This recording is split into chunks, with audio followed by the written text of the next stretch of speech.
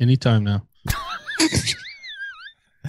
Look, I'm giving it a silence so that when I go to do the audio adjustments, I have that silence. Okay. You know, because you people don't ever shut up. What? In the episode. And That's It's true. a job not to shut up. And there's no space for me to get a sound profile. So if that's all right with you, I was going to leave a silence there. Yeah, we'll have some silence. Okay.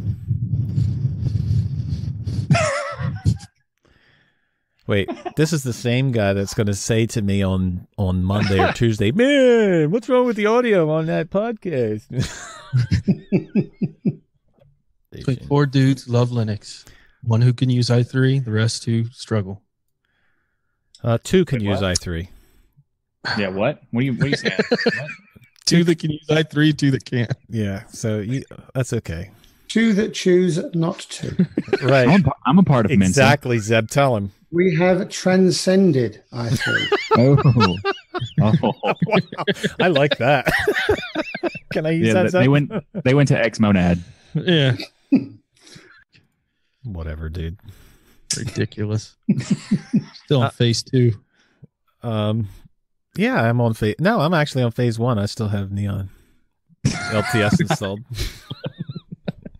It just works. It does. It just works for now. All right, so let's do a quick sound test. Make sure everything's good. The quick brown fox jumps over the lazy dog. That's ridiculous. Does not. This is an example of speaks. It's It the would Mumble not Man. jump over the dog. It would eat the dog. No, we didn't mumble this week, though. It was Mumble Man. Could you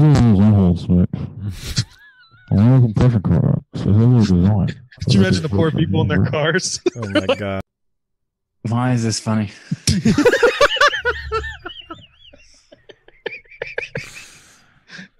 Are you ready? Can we do this? Yeah, let's do it. Do.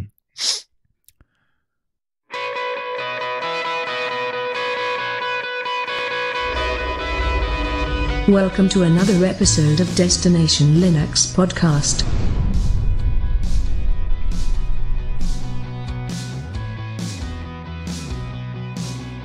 Welcome to episode 58. I'm Rocco. And I'm Ryan. I'm Zeb. And I'm Michael. And this is Destination Linux. So That was a different intro. that was a different intro, dude. Well, there's a big, huge reason why we're doing a different intro this week. And You fired me. Ryan's going to be no longer with us. No, that's not true, dude. Come on. So for a long time, we've been playing around with having more people on the show. And first, we wanted to get me and Ryan's groove down. Yep. And get it all sound so that it was right. And I still don't think we got there. But anyway. As close as we'll ever get. It's as good as it's going to ever get. All right. And we decided to talk to a couple people and look for people to come on the show with us. And what do you know? Everybody knows PZ, producer Zeb. He has been our producer for a while now and been doing a bang-up job, although we pay him ridiculous amount of money. Yeah. So- I mean, well, you get what you pay for. You pay that much money, you get producer Zeb. That's it. So it was a no-brainer to have Zeb come on. He has a great take on things. It's a different angle than what, myself or Ryan would have. So Yep. it was a no-brainer to have him on. And then there's another guy, Ryan. Well, this one we found on the side of the street, and he said he would work for free if you'd feed him once in a while. And we're like, well, based on what we're paying PZ, we're going to just have to go with the free option. Or an awesome option that people absolutely love. Let's be honest. They absolutely love his insight. He has incredible technical knowledge to bring to the show. So, Michael. Thank you. Yeah, that last week was a really fun episode, so I'm glad to be back for sure. And to be joining the team is really exciting. So thanks for having me. So from this point on, you're going to have 4 hosts on Destination Linux, which I'm really excited about because it opens up the conversation to new levels. It's not just 2 people having a conversation. You get all kinds of different angles from it. So I think it's going to be great. Gonna love it. I'm looking forward to it. Thanks for having me. All right, Ryan, what have you been doing this week, man? What would you guess I would be doing this week if you were to take a gander? Well, it's either one of two things. Playing a terrible game or distro hopping. Well, I distro hopped multiple times. I went to that GNOME situation that we had last week. Did you say you were on GNOME? I was based on an issue I was having, and you loved it.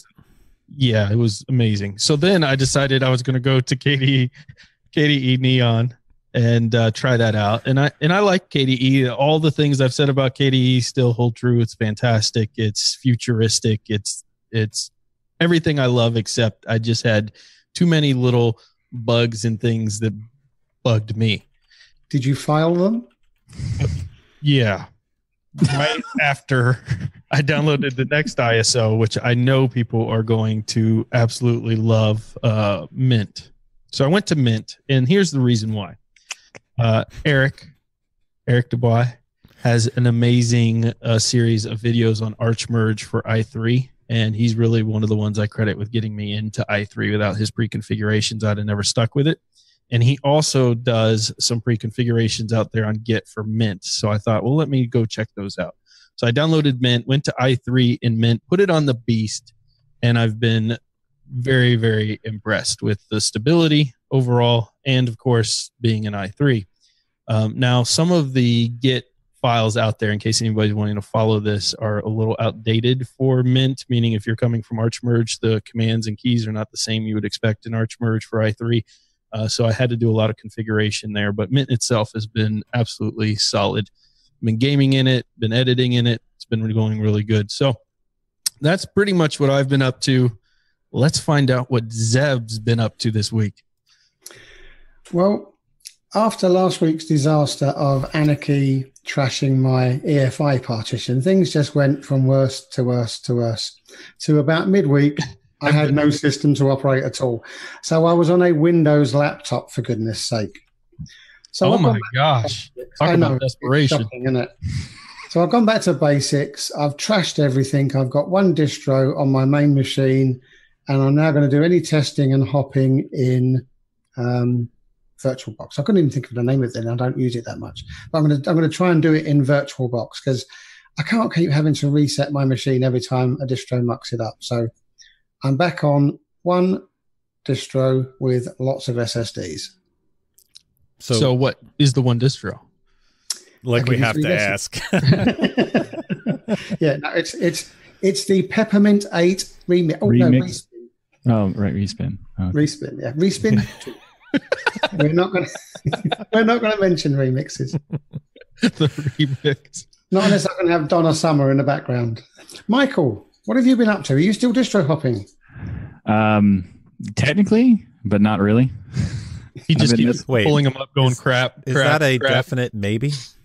KDE Neon. It is a possibility that I've been hopping around with the same stuff I've already been hopping with. I haven't switched to other ones. Well, that's not true. I changed Magia to OpenSUSE, and that's pretty much it. But I started doing a lot more testing and stuff for the different distros. But to this week, I've been doing like a lot of bug reports. Hint, Ryan. Oh, and, wow. At least somebody's submitting them. Well, it's more like I've been doing bug reports, but also like ideas sending just like improvements for various distros that see if they'll consider them. A few have, so that's cool. But mostly it's just like the usual reading tons of technical stuff and then like trying to make it consumable. So like this, like every day I spend some time on my like tracking like different news stories and stuff.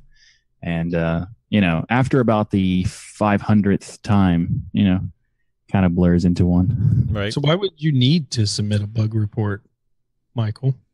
Well, I mean, everything runs perfectly. Well, I mean, that's mostly true.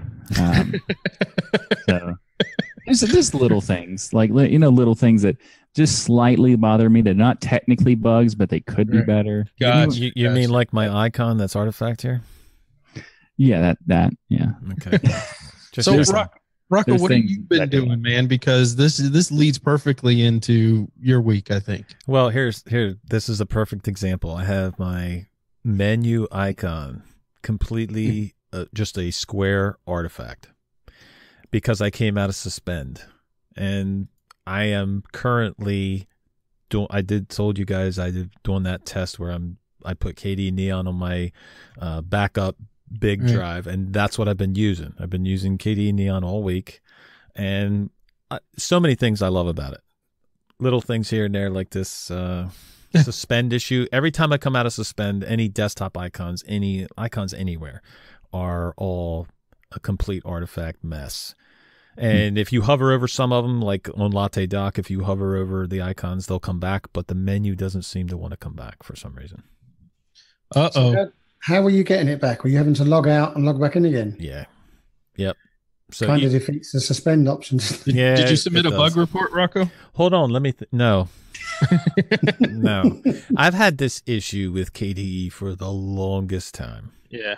And it's just something that, I mean, I knew It was doesn't there. happen in Ryzen, by the way, like AMD GPUs, by the way. It's a completely non-existent issue. It seems to be an Nvidia only problem. Yeah. I don't have that problem. I don't know if it's like a certain driver, certain hardware. Michael's like, there's no bugs in there. You're wrong. All of you are wrong. Well, I gave a qualifier. I don't have that problem ever. I have Nvidia. I don't suspend though, so I have not. I don't have that problem ever. It's not on my machine. Okay.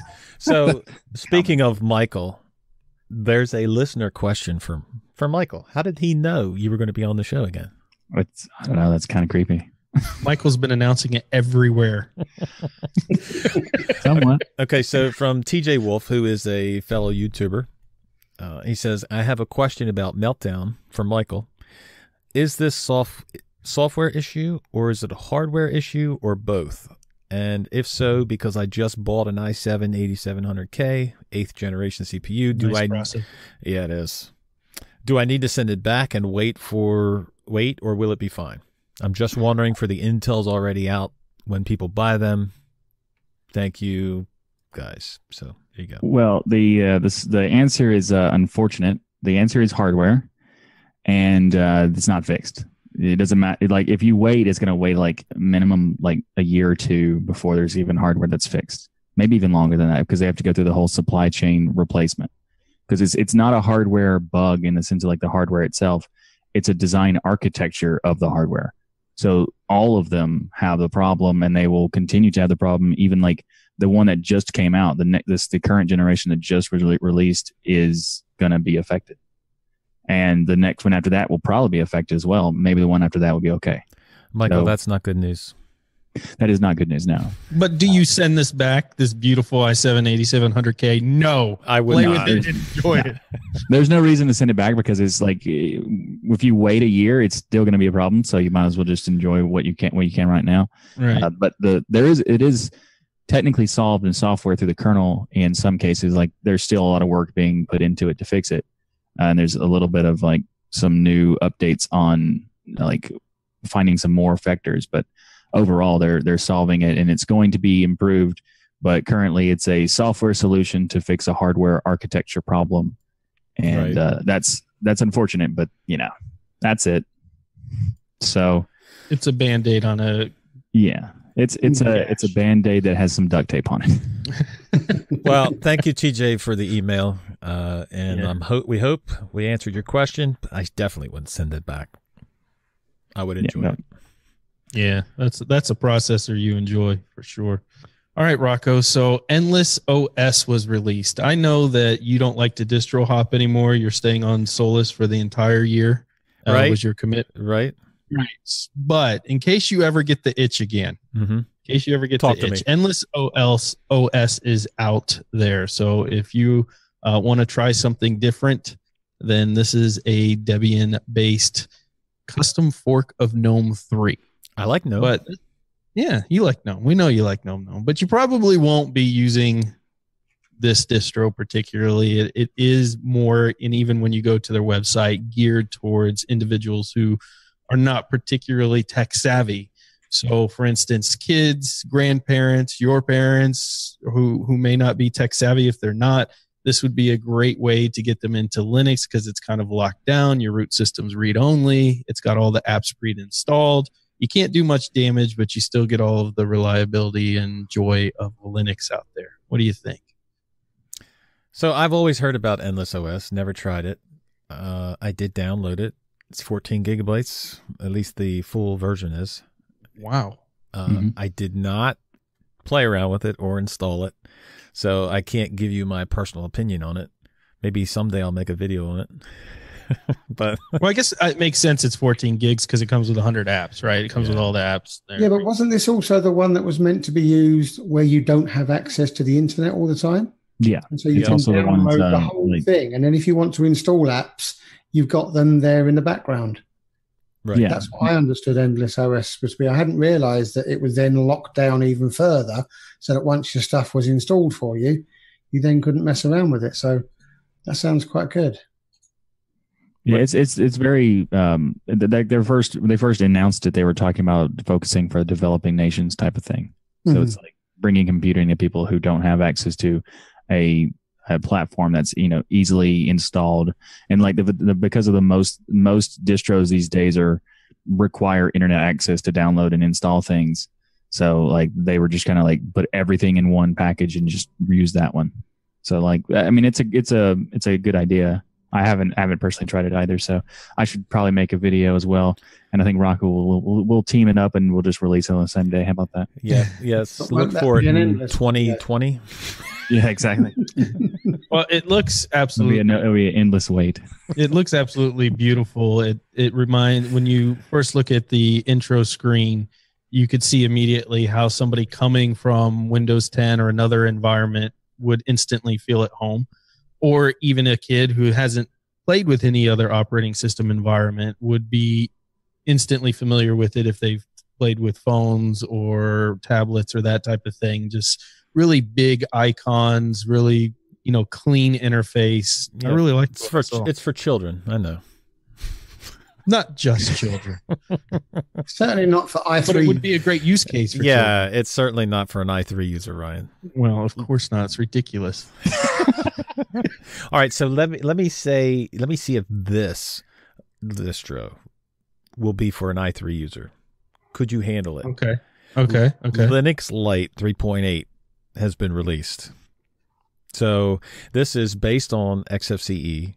And it was in beta for a while. I actually downloaded the beta and tested it out. And I have Linux Lite 3.8 installed on my laptop right now.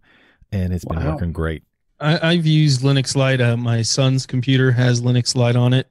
He's only 5. He can get around and navigate through it. He likes Linux Lite. So, of course, I haven't let him touch Windows, so he'll never know the other world. But he absolutely can navigate in it and get his Minecraft going. Or I can't remember what the free version is on Linux. Is it Minetest or something along those lines? Yeah, Minetest is the engine alternative. Yeah. It's not technically a game, but it's like it can be. So, I mean, Linux Lite's very stable. It runs on some older laptops that I received and converted into Linux. And it's just, everything is very easy to tweak, install, update. The XFC implementation is fantastic. It's very well done. What do you think, Zeb? I've used it on a number of occasions, but it's never lasted a long time because it just doesn't seem to have that zing. Right, that plasma zing, that you're saying? No, not that plasma zing. It works well. It's probably one of the top 6 distros that I would say to a new user, hey, try this, because there's no point in giving them one. There's no point in saying, hey, use Linux Mint, it works.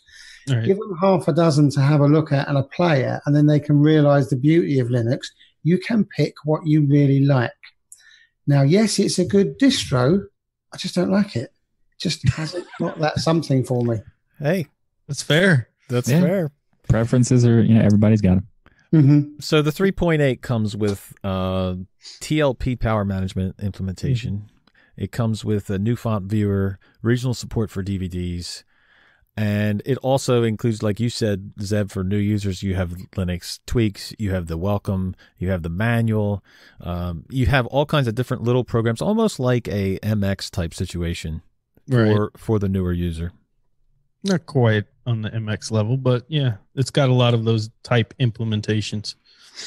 So Linux Lite 4.0 will be available for testing in the spring if you want to test it out. Final release will be expected June 1st for 4.0, and that will be based on the LTS 1804. But until then, 3.8 is out. Go check it out. So Rocco, guess who wants to be your Valentine? Valentine's Day is over, dude. No, but they sent you a card. They really want you. They want to get to know you better. Who? It wasn't Michael. Or was it? Or was it? Ubuntu, man. Ubuntu wants to be your Valentine, or at least they want to get to know you better and how you use your system. So they want to be Google. Not quite. Okay, all right. So Ubuntu has announced that they are looking to add in some hardware data collection options in the installation ISO of 18.04. So the controversy, if there is any, I haven't really seen a ton of fallout, honestly. Most of the comments I've seen have kind of supported this, and you'll see why when you hear some more about it. Is during the install, there's going to be an opt-out only, so you'll have to uncheck the box. Otherwise, basically, it will be selected for you to let Ubuntu know the type of hardware, capture some basic data on your system, such as the version you're installing, do you have network connectivity, the type of computer you have, and all of this. So this sounds a little bit, just because we've basically become paranoid, a lot of us, based on all of these companies going after data. I think some people have some fears over the idea of Ubuntu doing this. But again, you just check a box as long as they're not hiding it somewhere secret and you're out. And to collect some more data to get to know you better, to be your Valentine. Mm-hmm. What do you think? Michael, I'd be interested to know what you think about this, because this is sort of like what Firefox did. It's better than what Firefox does. I didn't expect that. Is that an admission that Firefox was wrong? What, and some of the stuff they do, yeah. Okay, all right. So talk to me. So in Firefox, when you install it, it has a little thing at the very bottom that says choose what to share. And that doesn't really explain what's going on. Whereas this is it's a checkbox that says this is what's going to happen and here's what's being sent. Would you like to continue doing this, or would you like to turn it off? That's a perfectly reasonable thing for me, in my opinion, because it's just a checkbox and you just uncheck it and then you continue with your, because there's other parts of the installer that you're choosing this solution, this whether to do it or not during the install. So it's not like after you've already got it, now you have to deal with more stuff. Like, that's a reasonable expectation, I think.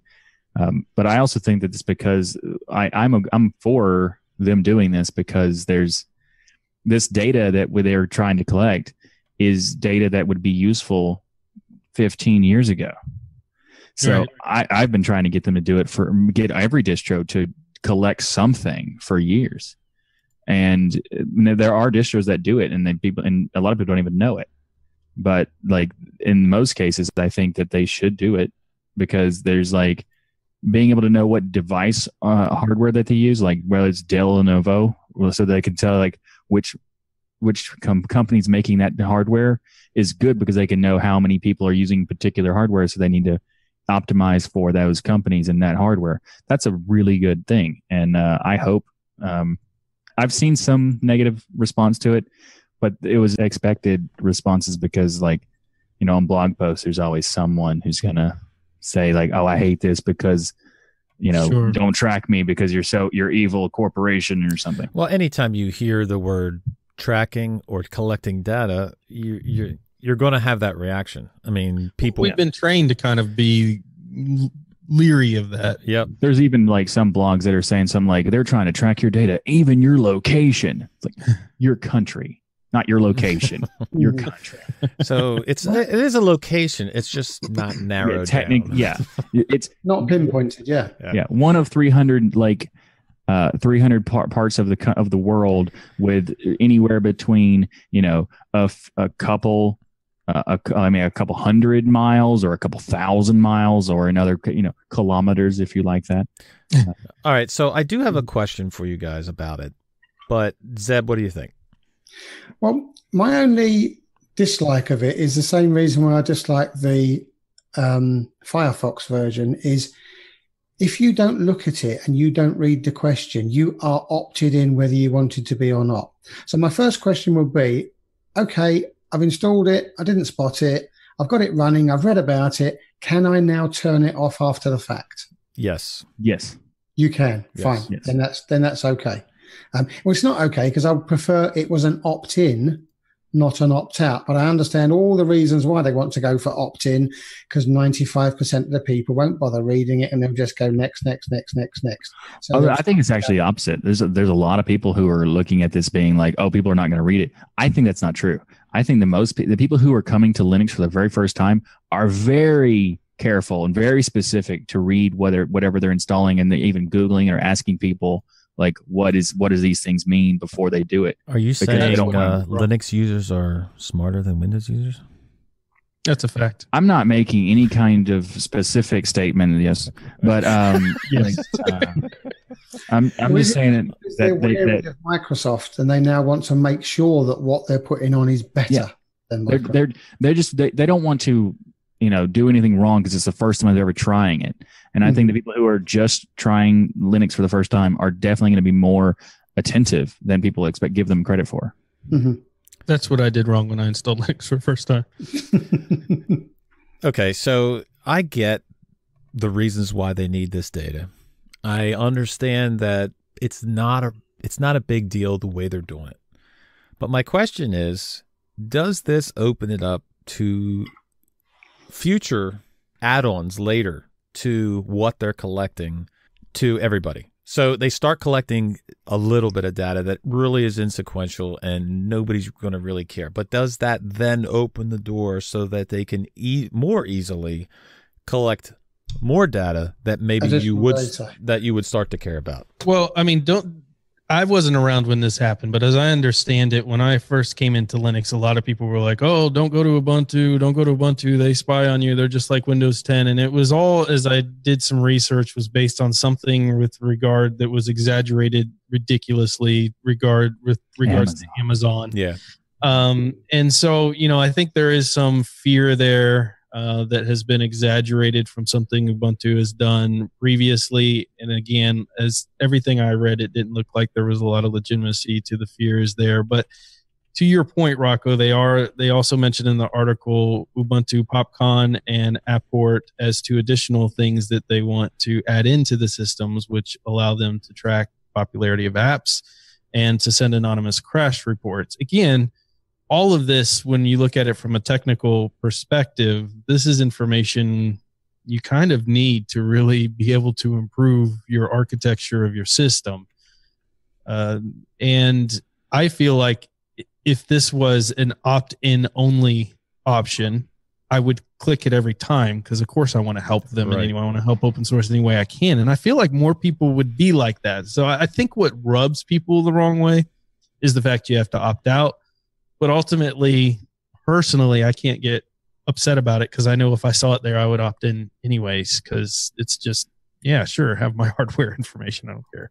Right. Yeah, there's also people who don't care anyway. Like the idea of the opt out is being a deal breaker for people. I think is it's excessive because there are people who are not going to pay attention, but also there are going to be people who have the system installed for them by someone else who might make them do it anyway.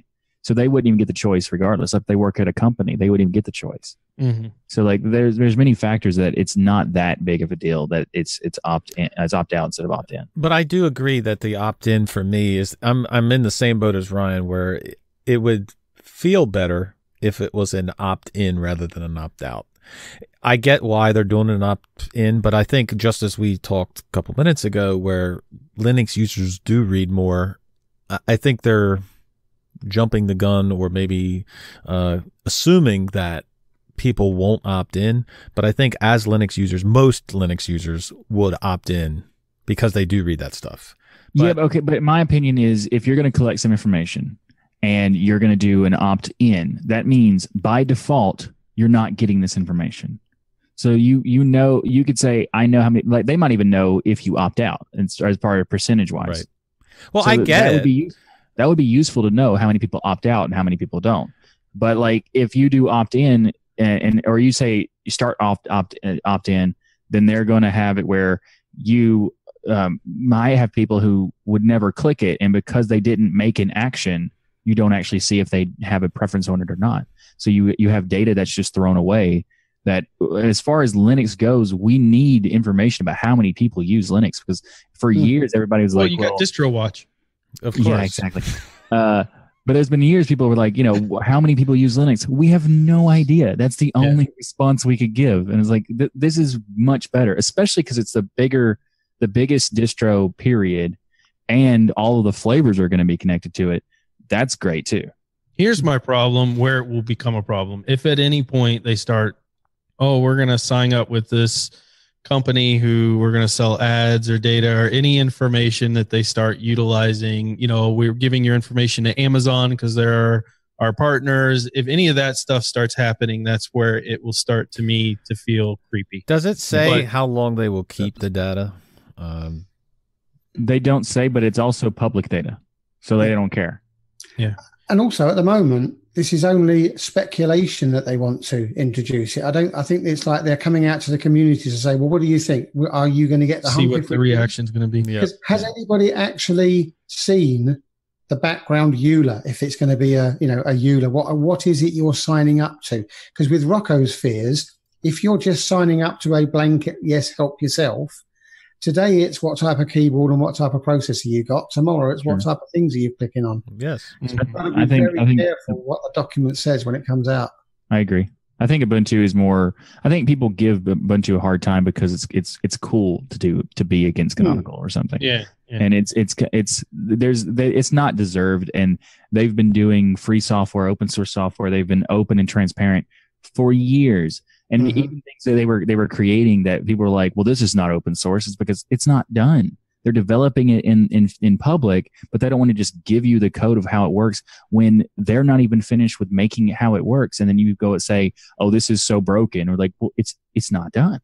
Right. So like, then as soon as they go, well, it's done now, it's open source. This is the other reason I love what they're doing, though, is you mentioned, Michael, they're making it public. So that means not only does Ubuntu get to benefit from this, everybody gets to benefit. So now the guy creating the distro over here and the guy creating over the distro here knows what kind of hardware people who are using Linux are primarily using. So everybody gets the benefit from Google. Google could just tell them. They don't even have to do that. Yeah, we have everything. Yeah, we know exactly the number.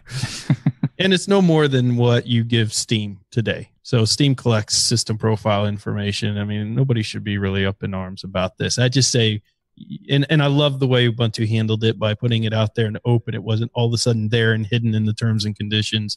They're kind of out there. So I'm fine with it. I'm definitely excited for to see what happens at least. But next up in the show is this week we got some updates from Discover. They have This Week in Discover released some information about, well, look, to be fair, in this show, there's a little bit of criticism for Discover. Maybe.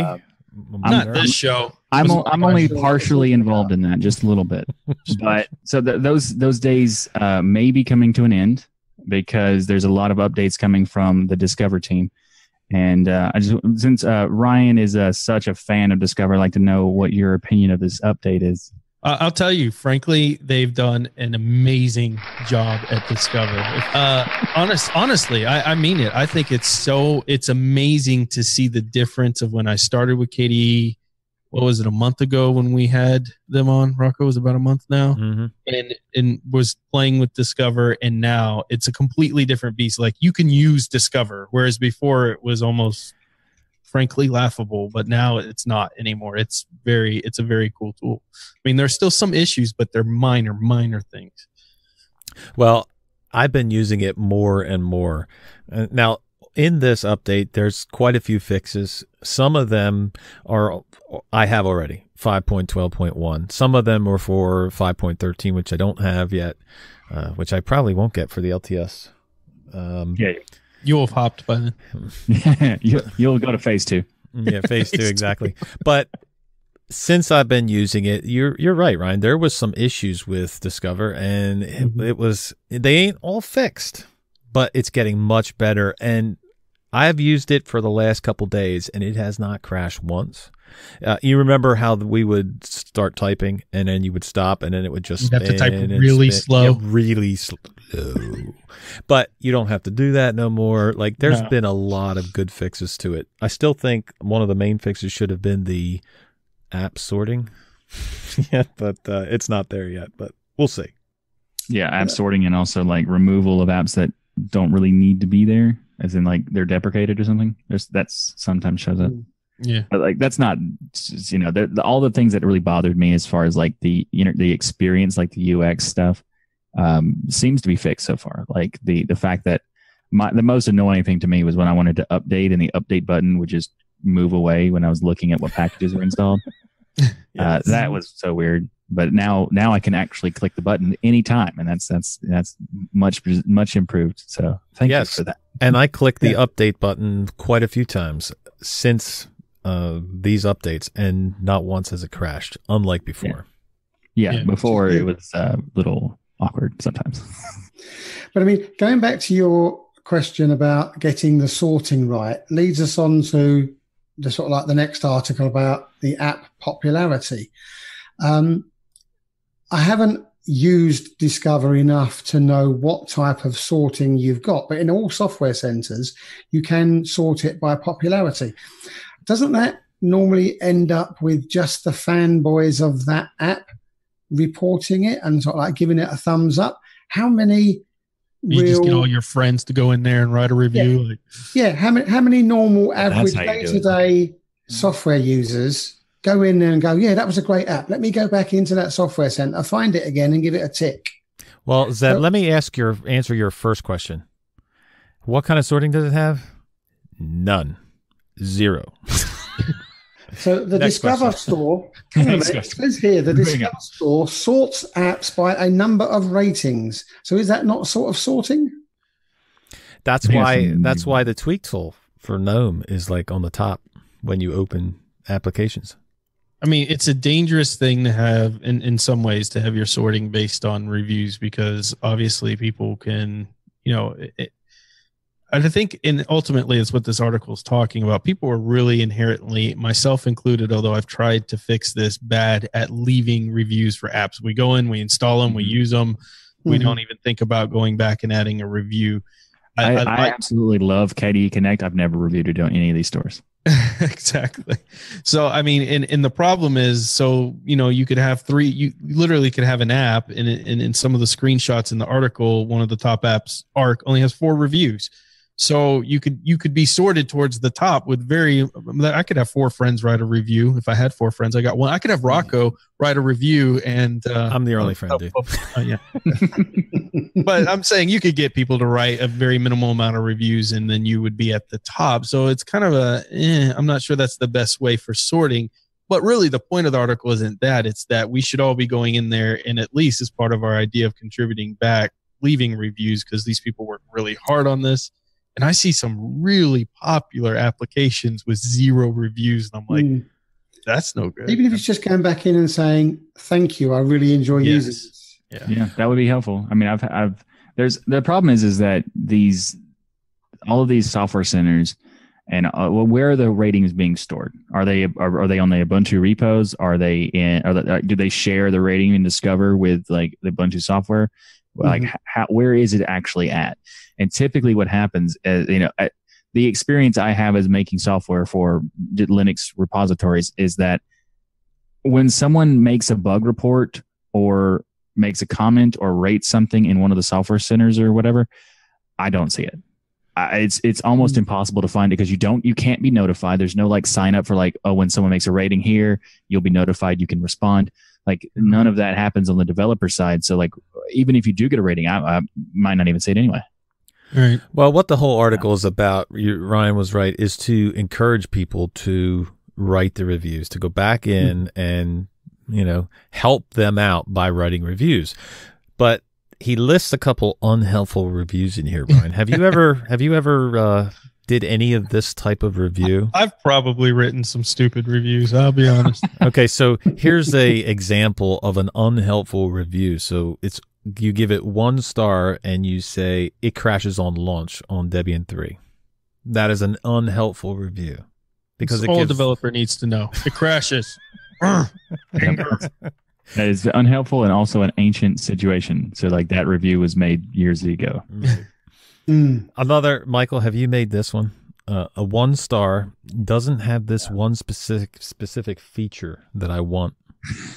No, I've not done that. I would imagine Michael has more of the opposite issue of he keeps Too running much out of information. characters. Yeah, exactly. Yeah, I run, exactly. Yeah, I run. It's like you have 5,000 characters. I need 7. 7,000.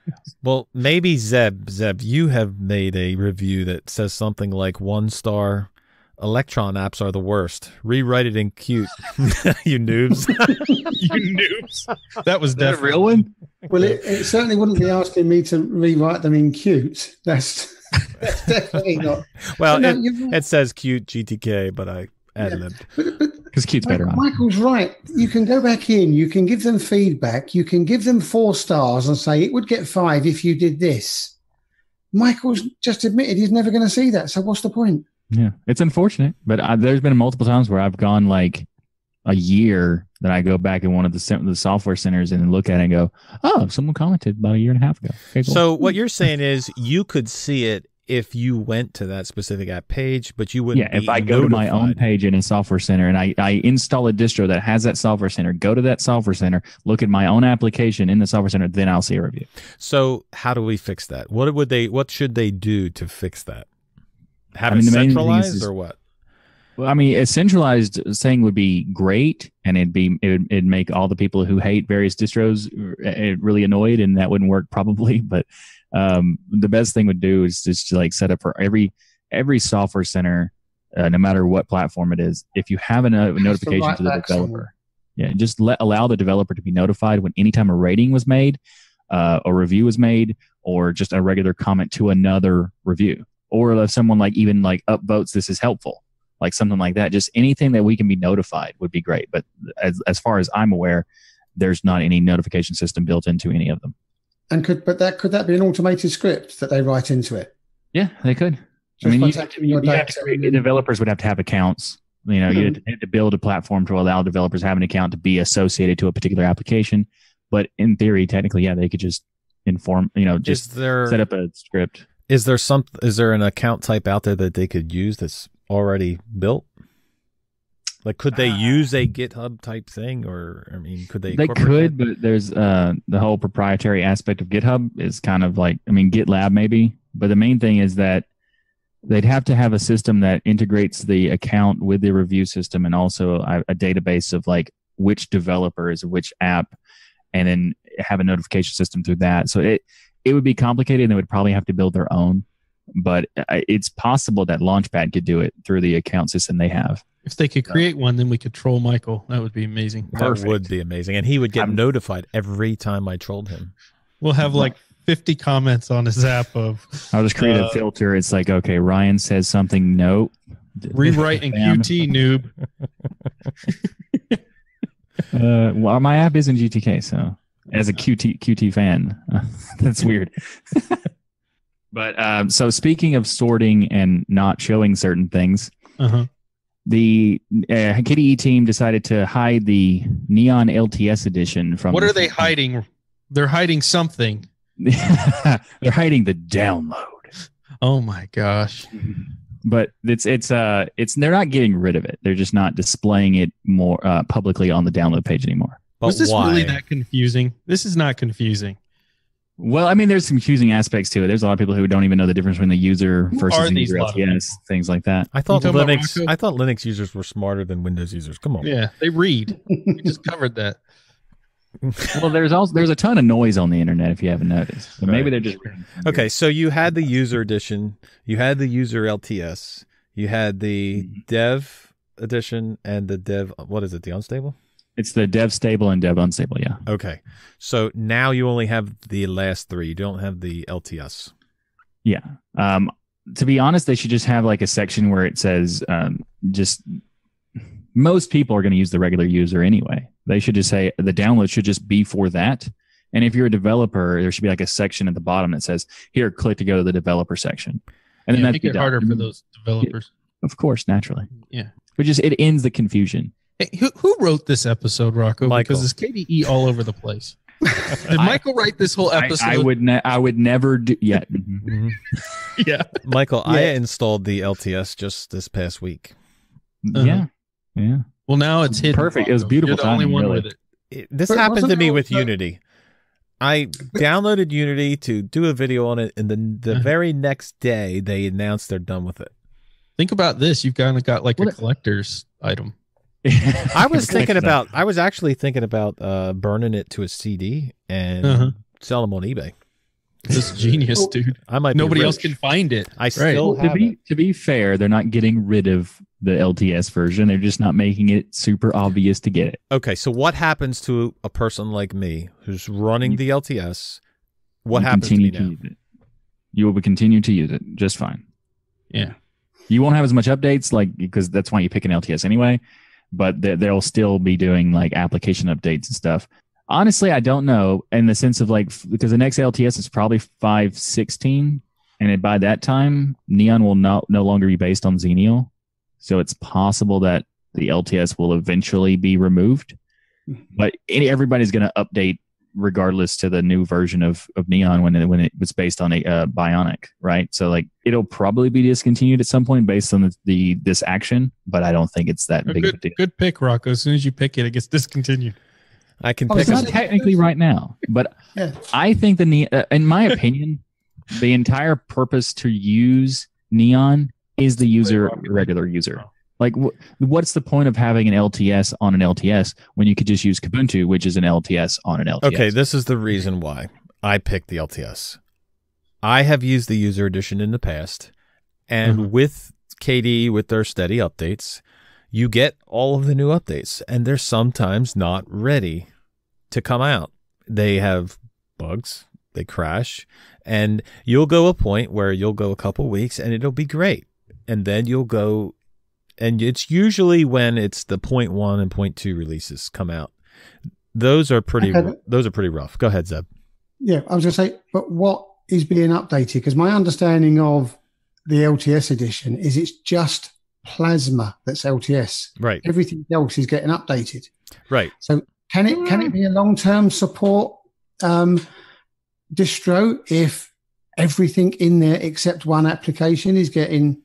Well, the user LTS updated? Ubuntu LTS is not being updated unless it's like maintenance and stuff, and Plasma doesn't get updated. So the only difference between the user LTS, the only thing you can get updates on the user LTS is like applications themselves from the KDE team, but that's only the KDE stack applications. Right. Well, that's exactly why I picked it, was because I wouldn't get the latest Plasma updates that have a lot of issues when they're at the 0.1 and 0.2 releases, but I could run the latest, say, KDE Live. So you're happy for those sort of updates to happen in the background, just as long as it's not Plasma that much about. Right. Like I'm on 5.12. I'm not having many issues. So if it stayed this way for a couple months, whatever, and I could still run the latest KDE Live, that would be great. That would be perfect. That's exactly why I picked the LTS. So Rocco, now your only option at this point is to delete your entire hard drive and get the user edition. You are done. That's the reason why I picked the LTS. Before you do that, could you do us a favor and download Robo Linux? Prepare to do a review Zeb, so that it gets discontinued. Zeb, I will do that if you send me one of those hard drives you're not using. Because you're a one-man distro guy now. I'm a one-man distro guy now, yeah. Well, you'll be glad to know, Rocco, that KDE Plasma is no longer vulnerable to USB attacks. So now I can't steal all your information. So before, Ryan could put a USB into my computer and hack me. But this is how you can tell I did not write this. I wouldn't have put this in here. But this has been The fixed. question is, would you let Ryan in your front door to put a USB in your drive? Yeah, would you, Rocco? That is a good question. That's why they make security cameras, Zeb. You can pretend not to be in when you go. You got it. I came all the way there to visit you, and you won't let me in. I don't care how far you come, dude. No. So this vulnerability would allow you to basically do an exploit that was based on the notifier functionality within KDE Plasma. And based on a certain naming sequence you could do with the drive, I think it would basically execute some code and give you access into the shell. Is that right? About right, Michael? Yeah, that's roughly, yeah. So they've patched it. At the end of the day, you don't have to worry anymore, Rocco. You're safe. Well, see, it's patched in 5.12, so I already have 5.12, so that's good. I'm covered. Yeah, but I mean, it's hidden from the download page. Practically, what you're on doesn't exist. Yes, yeah, I don't exist any longer. You're a phantom user. Mm-hmm. I have identity issues. I don't know what I'm on. You don't even know what you're on. So, is it a distro or not a distro? Windows 10 adds more WSL features. You know what a WSL is? Anyone? Disgraceful.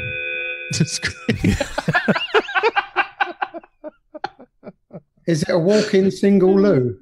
No. All right. It's not a loo. So I thought this article was interesting because last week we ended up getting alarms going off because we talked about Windows too much, right? Be careful because you might get those alarms again.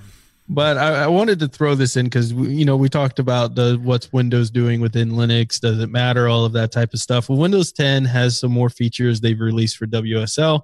For those who don't know, WSL is the Windows subsystem for Linux, basically being able to execute bash commands within Windows 10. So those who are developers can basically do the development work that they need to use Linux for within Windows. So Windows kind of keeps you there.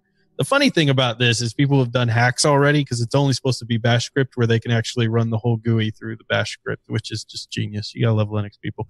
Anyways. I told you Linux people were smarter than Windows. Right. They're always going to work around something there. Yeah. But they've got some new features that they've added into it. The method for you to automatically configure certain functionality. So every time you launch the subsystem, it basically does auto mounting of your drives or external drives and those type of things. So some automation there. And then allowing applications to communicate with each other over Unix sockets. So now you can run a service in Windows and make it available in both Windows and the WSL apps bash scripting. So very interesting that they're continuing to, obviously they've released this feature, but they're continuing to add more and more features to it as well. And of course, there are several versions of Linux that you can run within this. So there you go. Yeah, I was just joking earlier, but it's good something in a way that you could say it's good because it gives people who don't have access to Linux stuff, they could say, oh, this is what Linux is. I might give it a try now. You never know. I was going to say, especially on the developer side, if you've got someone who's been working in Windows this whole time and hasn't really wanted to tiptoe into Linux, wow, this stuff is so good that Windows have given us access to it. Yeah. So that might be a bit of a backfire for Microsoft, and we might get a few more developers coming over. Zeb, they have thought about this. Look, this is Microsoft. They have never had anything backfire on them, okay? My only fear with this is let everybody raise Windows me. Millennium. You could just leave it at Windows. And my only fear is there was a lot, because my channel, especially early on, drew a lot of beginners to Linux, and one of the things I constantly heard was you can only do terminal stuff in Linux. You have to use the terminal to use Linux. And so now I could see situations in which somebody's like, I'm going to go try Linux. The first article that comes up in Google is WSL, and they're stuck there with a command prompt and the terminal. I mean, that's kind of some of my fear there. Yeah, it's possible that they might have experience, but I think that the reputation of Linux is already at that point. So I don't think this would hurt in that aspect. I think it was just like another thing that it would be just more confusion of the Linux, like I would say brand, but like the amount of information surrounding the word Linux. Like it's actually unfortunate that they call it the subsystem for Linux because it's not really Linux because the kernel's not involved. It's just an API like implementer. Right. But like other than that, like it has, it's got both like good and bad. And the fact that OpenSUSE, Fedora, and Ubuntu all have like ability to use the subsystem. Like that's interesting in itself, because more people will be exposed to the different types of Linux pretty easily. So it could be cool. It also could backfire. So one of our patrons says it's not Linux, it's GNU Linux. Okay. I don't 100% disagree, but I do disagree. Well, look, we don't disagree that it is, but we all know what we're talking about when we say it. So they were saying in jest. I know. Yeah. So in other software news, we've got some interesting information here if you're an Instagram fan. Oh, Rocco. Yeah, sure. I mean, like, I use Instagram like almost never. You can't get him off Instagram. If you want to find what's going on in Rocco's life, go to his Instagram. I have an Instagram account, and I don't even touch it. So go ahead, Zeb. Go ahead. But the good news is you can now ram me. Sorry, Rame. How you pronounce that, I do not know. But instead of using Instagram, you can now ram me. That's the only, or Rammy. It's an Electron app that lets you post pictures, locations, and captions from the desktop. Now, something that has not been available on other Instagram wannabes. So it's going to be a good thing for those Instagram fans. But Instagram, Snapchat, Facebook, Twitter, how many more ways are they going to get you to disseminate your public life out there for the world to ridicule? What? I just took a selfie to post on all of them. It's going to be great. So that's one of the things I don't get. You go onto Facebook or you go onto Instagram to create your Facebook post to put on Facebook so you can send it to Instagram. I mean, Instagram is it's its own separate community. Yeah. I'm sorry, but I just don't see the point of these applications. But the young kids love them. So if we can get some young kids on Linux, because they've now got a functional Instagram thing, it's got to be good. So just out of curiosity, how many of us here, out of us four, use Instagram? I mean, I have an account, but I don't use it. So do I raise my hand or not? Yeah, that was going to be my second question. Who has an account but has never used it? Yeah. That's three of us, by the way, for those listening. Yeah. I use Instagram and Facebook and Twitter and Google Plus and pretty much you love handing your info out, don't you? And Snapchat and you snap your chat, yeah, wow, and everything. I'm also a marketer, so that kind of I'm forced to essentially. But the thing about this is this RAM thing. It's cool that they're doing it, and I hope that they improve. Like the next version is what I'm excited for.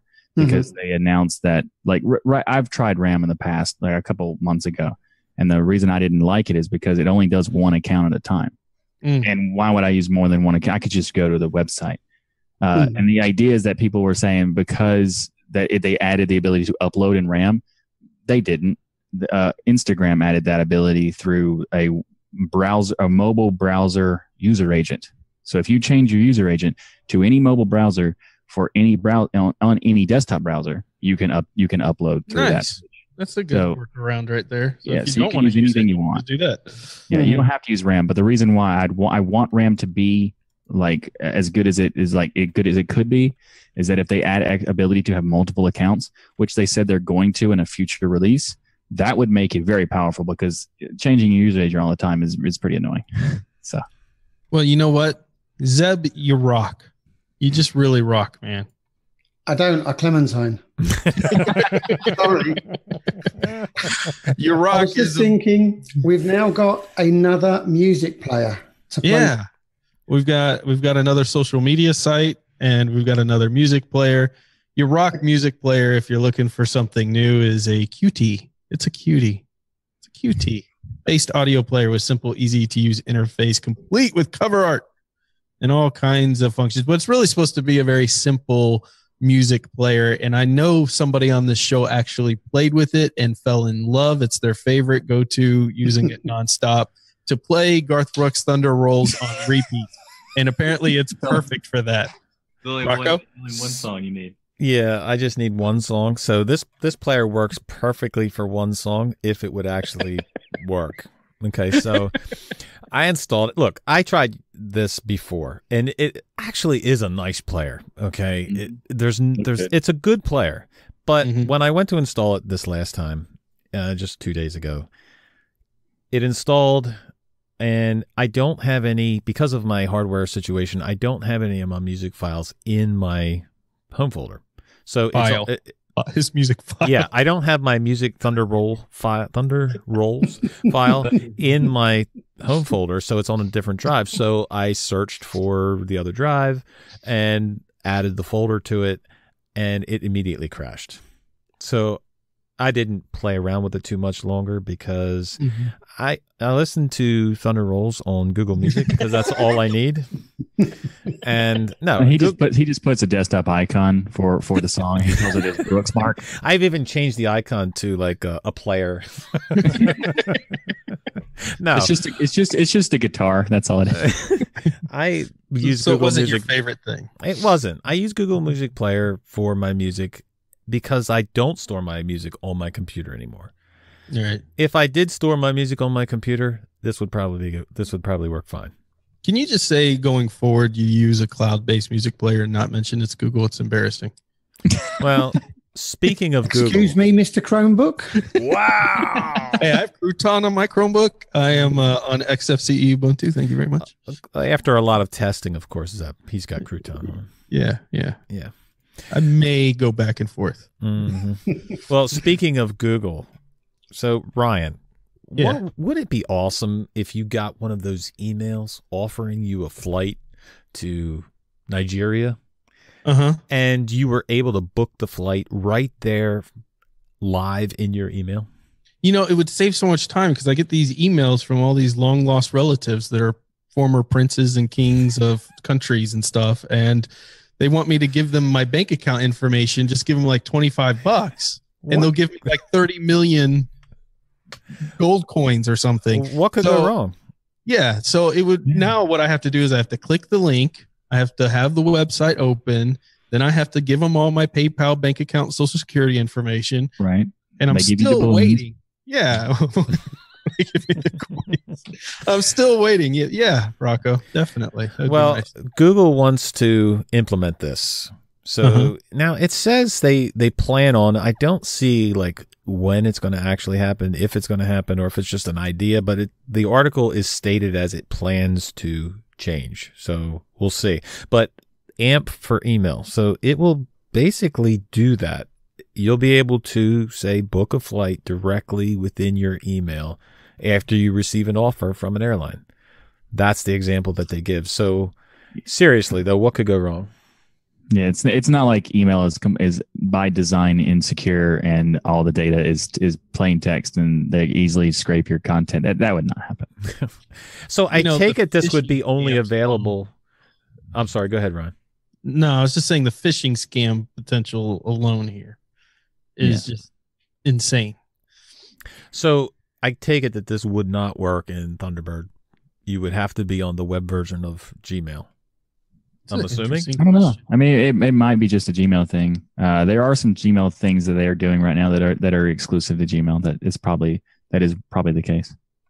Yeah. There is an automatic response system that's built into Gmail now, so that you can say someone can ask you a question, you can say, "Yeah, I got it," or something like that, and it's just like an automatic, really quick snippet thing. But that's the most interactive thing I've seen since forever using it. But yeah, this one sounds what's the word? Awful. Well, according to the blog, they are Google. It's actually in the Gmail developer preview. So I guess regular users won't get it yet until they decide to send it out to like a quarter of them. My question would be, can I have the facilities to say, no, thank you, I don't want this feature? Well, if you don't click the button, I think that's the only option. They're probably not going to give you the ability to turn it off because they don't, unless it's in the labs, there's no ability to turn off any feature that Gmail has. Then I need to find another email supplier because protonmail.com would be my recommendation. Was that using Google products? No, Google has been known. I mean, Gmail's been a very secure mail platform. I can't think of many outside of phishing, people clicking on links they shouldn't, and that type of thing. any It has situation the best where spam. they've been compromised, and it has fantastic spam integration. This makes me worry, though, not because I don't think Google will find a way to keep it secure, but that these phishing scams are gaining in popularity because they work. People love to click links within their email. They cannot stop it.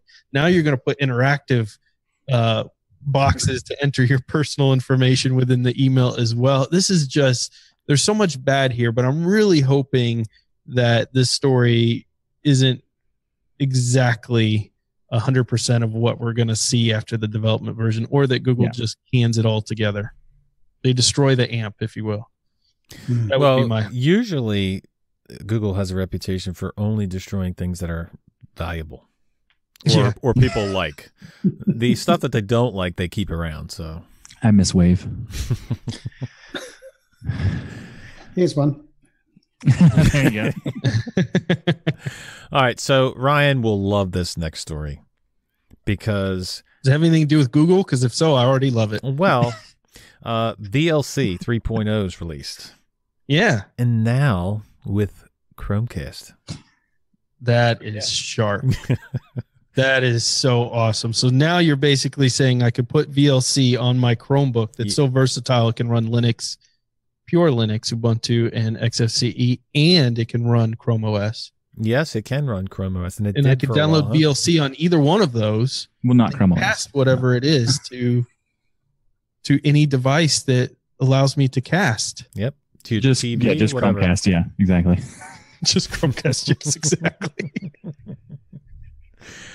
So it's amazing, Rocco. There's other features in here too. There's you can get hardware decoding by default, 4K and 8K playback.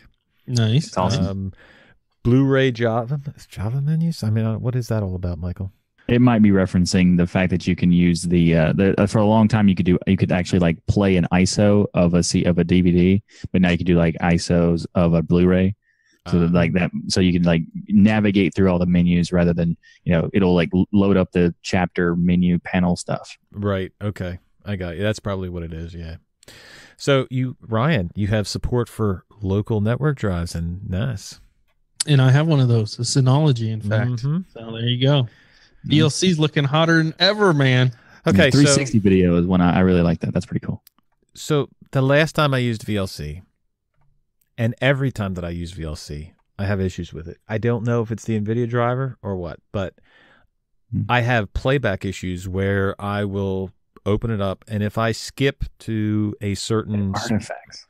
Yeah, it artifacts, and the audio stops playing. So that's even weird. Freeze. I've had it freeze on me, and that's why I use SM Player, because every time I try to, VLC is a great player. It's been around forever. Everybody knows it. It was always the go-to player for compatibility, but every single time I use it, I have issues with it. So I agree. The whole artifacting thing, especially with like live streaming, is so obvious when you skip a little bit and just like goes crazy with green weirdness everywhere. Yeah. Like VLC is like the best open source video player on Windows. When you're on Linux, there's so many other options that are actually better. Well, okay, MPV really, but SM Player is inheriting the benefits of MPV. So that one too. Well, take it for granted though, I did not try 3.0, so we'll see. There you go. Hopefully they've fixed issues, which was quite interesting. So I downloaded the Snap and it all went perfectly. And there was my little icon, and I clicked it, and I went into my media drive, opened up a video. The video absolutely nothing.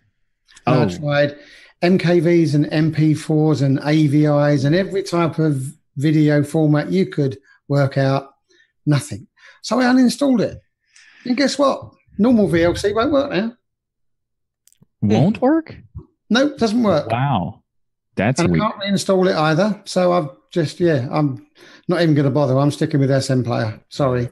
As you say, great on Windows, just doesn't cut it in Linux, I'm afraid. Yeah. Good choice, I think SM Player and MPV, like, inherently, like the playback is more reliable, and it supports as much, even more so than VLC uses. Like, so if VLC is the only experience you've had, then you should definitely check out SM Player or MPV. because those are so much more reliable, and I think they're actually more featureful. Although I don't know if they support 360 video. So Rocco, who has enough hardware that they could put 19 CPUs to the test? There's only one man around that I know that could have that kind of test. Name this person. Michael Larabelle. Yeah, man. So this guy has a crazy amount of hardware. I would love just to go into his laboratory, we should call it, and just play. You could probably build 16 CPUs with the spare parts he has sitting in a box. But he's taken 19 CPUs of a whole range of Intel and Ryzen AMD CPUs and put them, even the Threadripper and even a Xeon Gold server processor, and put them up against the test using Linux kernel 4.15 to see who's fastest in a variety of tests. And you know Phoronix, how he goes. He's got 19 pages practically of tests he's running this thing. So it's really, you can't, talk about every single test that was run. You'll have to go out there and look at it for yourself. But a lot of them were regarding encoding, compression, compiling, and those type of things. So not gaming, just those type of measurements. And of course, the Xeon Gold 2-time server processor has pretty much dominated a lot of areas. And when I say this, I'm saying in general, as you go through the graphs and you look at it, for the most part, they're winning. There are situations where one jumps back and forth. But what was surprising to me a little bit was that pretty much Intel dominated most categories. So if it wasn't the Xeon, it was the i9 or i7. The Threadripper and some of the Ryzens were there a couple times, but very on top through some of the tests, but very, very little. Were the tests biased, do you think, to make Intel look better? Well, I don't think Michael would do anything like that, because that would not only did we talk to him, and that doesn't seem like something he would do, but it would ruin his reputation at Phoronix if he ever did anything like that. So the chat around the Linux world is that the AMDs and the Threadrippers are better. But this obviously disproves that, surely. Well, it depends on the specific thing you're running. So, I mean, when you look at what could be, what you're looking at here are a bunch of tests that most of us are not doing with our machines. Right. And that I would say, frankly, are more server developer oriented tasks, and Intel's killing it in that. If you took some of his other benchmarking he's done, where he's taken some of these Ryzen builds and done gaming and things like that on them, you see different results. Ryzen keeps up, in some cases better, in some cases it's more of an even spread. So with this particular kind of test, I was a little bit surprised the Threadripper didn't do a little better in some of this, but I wasn't shocked that Intel at this point came out on top. Sorry, this week the test didn't include any gaming stuff. It was just pure technical. Yeah. Right. I think it could be just like the what it's being tested in on, what it's being testing, and what they're using it to be testing on. So like even the fact that it's using Ubuntu 17.10, which is like the first testing version of Ubuntu with GNOME, like that could be a bottleneck as well. That might have the results might be a little bit off, and because of that too. So like there's many factors. This is more like an interesting amount of data just to have. Like it's a good data set. These benchmarks are not necessarily always set like the most fair in general, but it's because it's also really hard to be like absolute fair in every aspect of a benchmark, because even if it's just something slightly changes, it changes the result. So I'd say it's I doubt he purposefully made any kind of skewing. I missed the Rocket League comparison in this. Oh, absolutely. Come on. Oh, jeez. that means, well, maybe because he skipped that part, it proves that it's a flawed benchmark. If you don't have Rocket League benchmarked in there, it's a failure. So, Ryan, have you tried to buy a video card lately? Actually, yeah, I have, and it's so annoying. Okay, so there's a lot of Bitcoin stuff talking about, a lot of miners, a lot of... I don't like them. I don't like those miners. Okay, so apparently Nvidia kind of admits that they're not making enough cards, and maybe that's why the prices are ridiculous right now. Well, they're not making enough cards because of the craze of the dumb Bitcoins that go like, this is supposed to be the future of money that jumps from one day it's worth $5,000. The next day it's worth $16,000. This is not the future of money right now. This is, and I know I'm going to get a lot of hate mail for that, but they're annoying. They're annoying the market to death with their greediness of buying up every single GPU that hits a store shelf and causing people like me not to be, and this is why I'm mad, to be able to play with the new Vega 64. What's up? So does anybody Annoying. know anybody that actually does any of this mining that makes any money? No, they wouldn't be my friend. I'd kick them out in the street if I saw them. Stop it. I'd take their computer and their whole mining facility and burn it to the ground. I know a bunch of people who mine, but I don't think they do make money, but the money they make is like just enough to break even, or they have certain types of hardware that's like not it's specifically to like this like massive servers and stuff, and not something like this where they would just buy graphics cards and try to like repurpose it. So like everybody I've talked to that I know does Bitcoin mining or just mining in general, cryptocurrency mining, are doing it pretty much because it's fun. So does that mean that the What's amount fun about staring at your? What's fun about that? Sorry, You Rob. don't stare. You set it up and just let it go. What's fun about that? It's I can make a little counting app that adds numbers. It's an experience. They're not making any money, but there's oh my gosh. Well, This it's fun because Bitcoin you're thing. learning the blockchain system. You're learning like the introductory. They're not learning it. They're running a pre-written script kiddie Some. thing they download and just let it run and go, oh look, I got 1/1000th of one Bitcoin. Okay, the people I know are learning it, and so probably not the amount of people who are buying all these cards probably aren't. But Well, I that don't was like what it. I was trying to ask. Like, these cards are being sold, so people are basically buying cards as a fad type thing. yeah, oh yeah, absolutely. As soon as it went to like $15,000 for a Bitcoin, people just lost their minds. It's like we got to jump in. It's like, well, in about 3 weeks, it's going to just plummet. So good job with that. And it did. So Nvidia loves this, that people are buying all these cards, and I'm sure they're in such a rush to get new cards out there to meet the Right. demand. Yeah. Well, funny you should say that, meeting the demand. There's actually one very clever Russian, only it turns out he's not so clever. He thought, damn, I can't get hold of a video card. I know what? I'll use my nuclear power station. And he actually tried to use the processing power Oh my gosh. local nuclear weapons facility to mine Bitcoins. So the question is, how far do you think he got? How much money did he make before he got caught? Have a guess. I hope it's a lot. It better be a lot. I mean, it's a supercomputer, right? So it's got to be. He's made millions off of this. Probably not. Zero. Wow, like every that's, other Bitcoin that's so miner. awesome.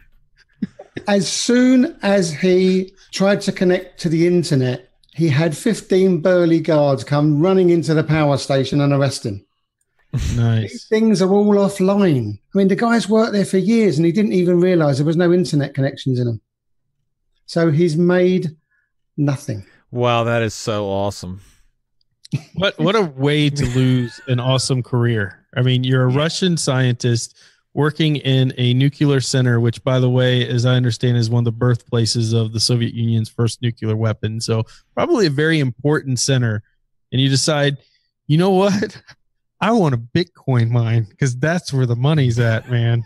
Yeah, I'm gonna. I understand someone wanting to use like their company server, but there should be a limit where if nuclear is in the name of your company, you don't do. So imagine even the security that they have here. So the second, like Zeb said, they go on the internet, these guys, they know. But here's what's shocking in the article is this isn't the first time somebody's tried to use a supercomputer that they have access to secretly Bitcoin mine. I mean, what is going on with this Bitcoin mining crap? I've talked with people who have done this. Oh my gosh. It's the I new wouldn't gold call it a rush, I supercomputer. guess. It probably wouldn't actually get the specific rating of a supercomputer, but giant server farm. Yeah. Wow. Well, Rocco, now you know what you can do with your 1080. Right. Sure. Go get some Bitcoin.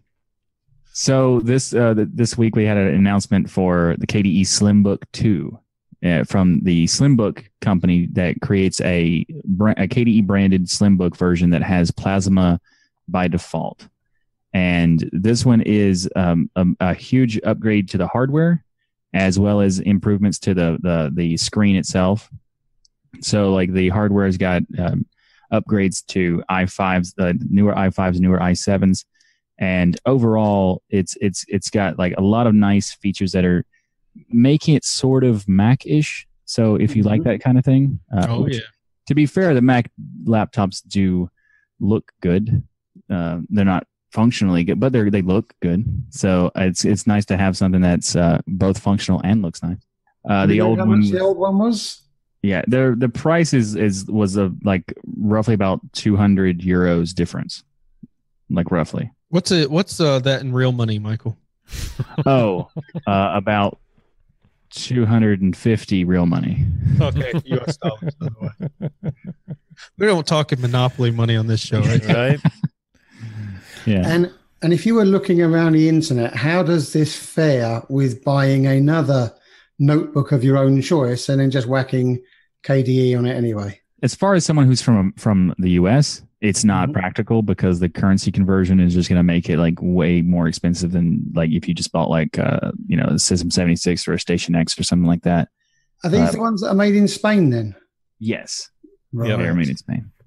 And as far as like hardware wise, like if you have you live in Europe or in the UK, the cost of the product is actually a reasonable choice. So the amount of money, the conversion plus the custom stuff, like you're going to look at like an extra $500 just to get the machine.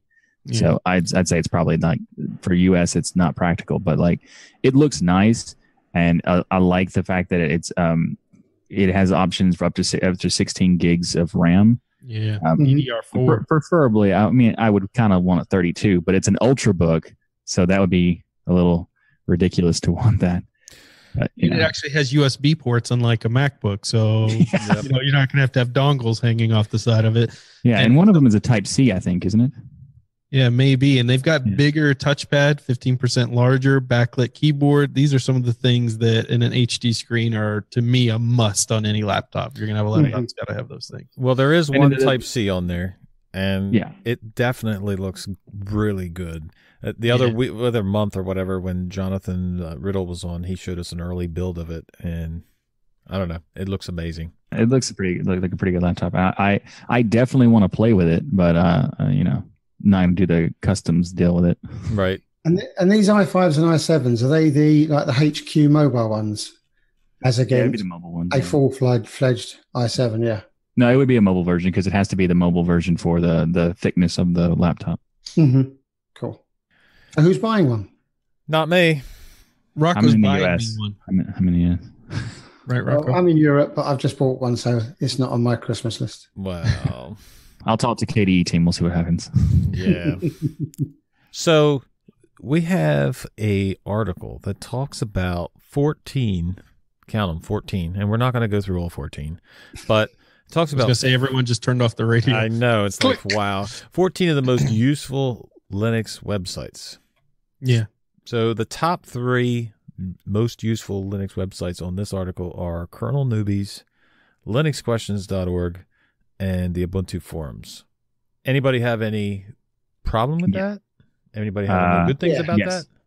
I think the Ubuntu forums is a bad option. Ask Ubuntu would be way better than that. The Ubuntu forums is kind of dated, and most of the content you find on there is really old. People still use it, but the most of this, when you search for like, how do I do something specific, and you go to the Ubuntu forums, it's ancient. There's like 2009 data there. That's true. Where if you go to Ask Ubuntu and you search for it, people are very active on Ask Ubuntu, and the content is updated automatically because anybody can make it. Like with a forum, whoever makes this statement, only that person can edit it, or a moderator. Whereas Ask Ubuntu, anybody could go in and say, hey, here's an update to this topic. You were right, but 6 months later, it's different. Here's the tweak, and you can tweak it, and moderators can approve it or whatever. Like that's a much better solution than I think than the forums. Brian, you got any websites you would add on to this? Google.com/Chromebook is amazing. Well, okay, so here's the list. Kernel Linux, Kernel Linux. I got Noah on the brain. Kernel Newbies, LinuxQuestions.org, Ubuntu Forums, Reddit, LWN.net, Phoronix, Linux Magazine, the H Open, Distro Watch, the Linux Documentation Project, GitHub, GNU.org, Planet Gnome, Stallman.org. There's the list. Got any you would add? And were they in order of being the most useful, or just a random list put together and these are the 14 most useful? Because it was just random. Linux or kernel newbies, really? So to be fair, that is not the most useful for most people. But for people who are interested in learning anything about the kernel newbies is fantastic. Like I didn't even know about this until about a couple weeks ago, and when I started looking into it, you're going to buy a new car, so you've got to read Just Mechanic first. You don't? No, you don't. You just go and buy a car and drive it. What? I want to install a Linux operating system. I was told I have to buy a kit car and put the engine in myself. I don't know what you mean. That was a great comparison, Zeb. Really great technical site, but the most useful? I would say, okay, fair enough. It's not the most useful for it. I think it's a great site because it takes the technical aspects of what changes in the kernel and like makes it more consumable, I think. Just I don't know. It's number one in the list. Okay, it's the most useful website. I don't think it was ranked in order. I don't think it was ranked. I hope not, because I got to number 3 and thought next. Okay, maybe it should be more in the sense of like the most, that should be at like the top of the most useful ways to learn Linux. How about that? That'd be better. It's fair to say that most people wouldn't bother to learn. Okay, so the title of the article is 14 of the most useful Linux website, but the subtitle is looking to learn more about open source and free software. You can't go far wrong with the list on our site. So I guess the kernel newbies would be if you're trying to learn more. That's having your cake and eating it too. The title doesn't match with the articles, like the actual websites, but that's the subtitle on it. So one of the biggest ones we go to, but we always take the mick out of it. Distro Watch. Distro Watch has actually like as far as like they constantly make updates and they keep track of things. That's really good. Their website is awful. It looks like garbage. They should update over this decade maybe. Tell us what you really think. Well, I mean, I like what they do and the effort they put in. It's just maybe put some effort into like, how it looks ever, maybe. Just have you reported a bug? This is coming from a web designer. That's true. Oh, don't add qualifiers. That's not fair. It is kind of like, I don't know, 1993-ish. It looks ancient. Anyway. But we all use it. I like we all love it. They do have some good features. I mean, as far as like it's surprising how well they keep up to date with like application news, distro releases, all that stuff. That's really good. I think Reddit's a good one. Reddit's got a lot of great Linux information on it. A lot of other junk, but if you stick to the Linux forums, you'll be happy. You should go, and if you have any help, you need help with Reddit, don't go to the regular R Linux. You go to the Linux questions one because that one's the R Linux. If you ask a question that's like support, they'll close the thread, delete your comment, and then their only comment will be, "This is against our rules, so no." This page. Seems like you found that out the hard way. No, I was actually like looking at the most new. Like I went to the new tab of that Reddit, that subreddit, and I saw like within a week there was like 7 that are just that. Oh wow! Like okay, that happens a lot. It seems. So what do you think, Rocco? Anything missing off this list? Well, I'm sorry, but I don't know how you can put a website list together and mention Linux and not put OMG Ubuntu in there. Yeah, man. I mean, I like OMG. I don't know too many people that don't visit OMG Ubuntu and get information from it. So I think that was a big mistake to not put it in there. But I love LinuxQuestions.org. And Jeremy Garcia was the founder of LinuxQuestions.org. And man, he is a wealth of knowledge, dude, as far as statistics. And I would love to pick his brain sometime and talk about Linux. But yeah, LinuxQuestions.org is pretty good, man. We got our friend Phoronix on there. They are missing any gaming information. So I think you got to put gaming on Linux on there as well. Absolutely. List out, yeah. And they're also missing the preeminent podcast. That's Linux right. Destination. That's right. Wait, you got it backwards. That's because the list is backwards. Makes sense. Got it. All right. So we have some sad news in the Linux community, in the open source software community. So the EFF announced that John Perry Barlow passed away. And I don't know much about John Perry Barlow, but apparently he did a lot for open source and free software. Do any of you guys have any experience with his work?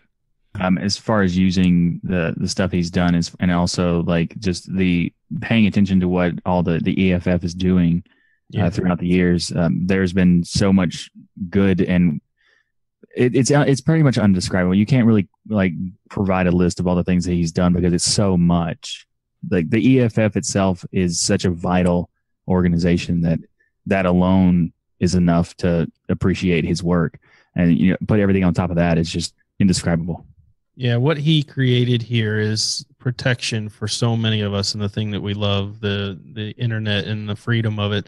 And when I first came across EFF, it was because audios or studios, giant studios, were suing college students.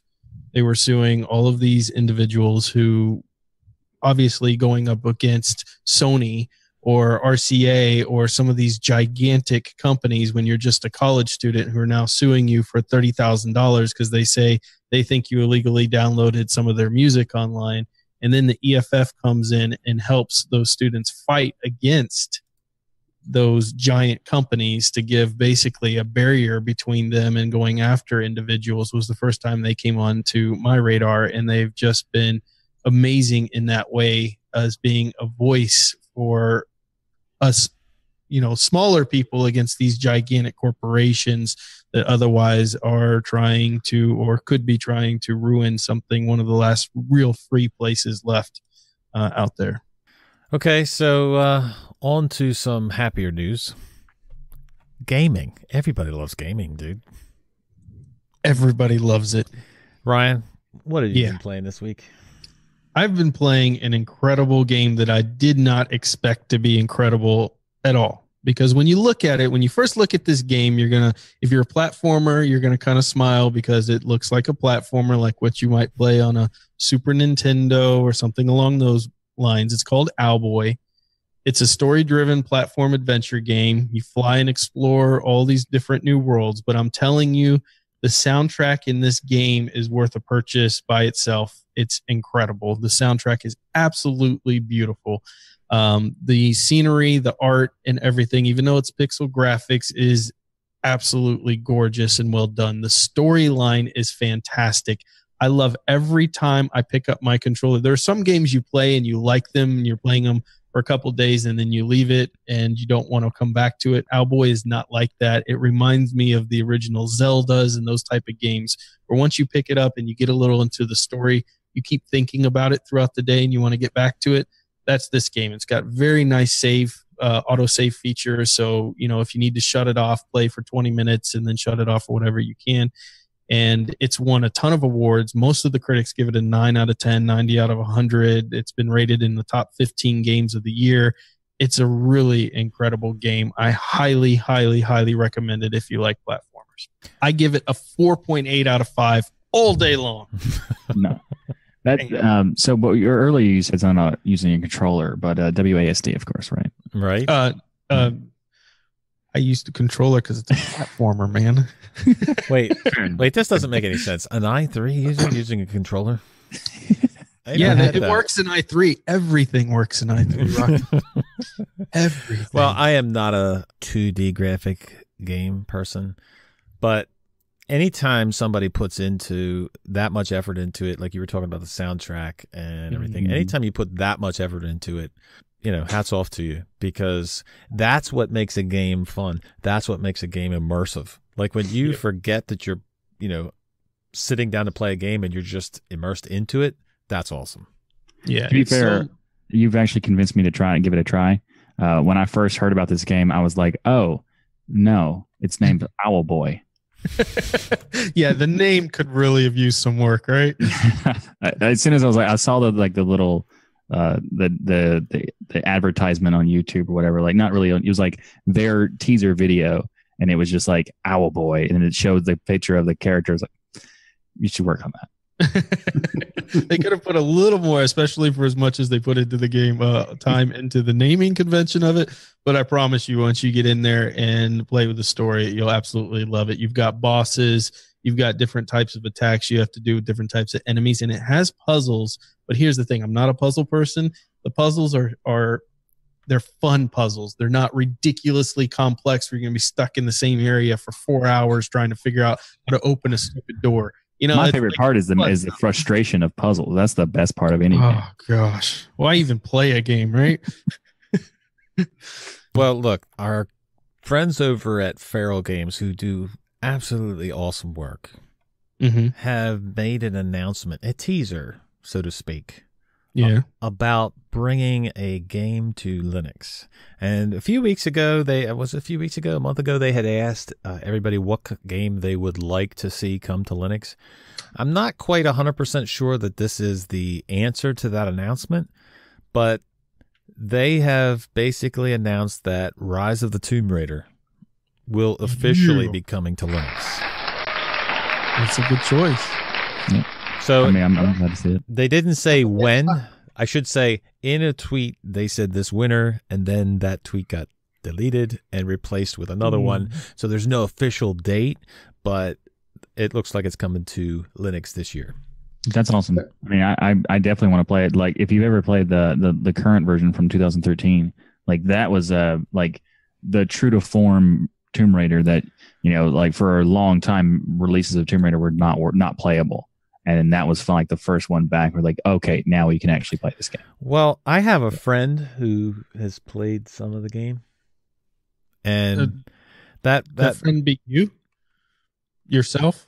Oh, because I'm your only other friend. Oh, okay. So I mean, I might have been playing this game on. How are you doing that? Well, it's kind of like magic.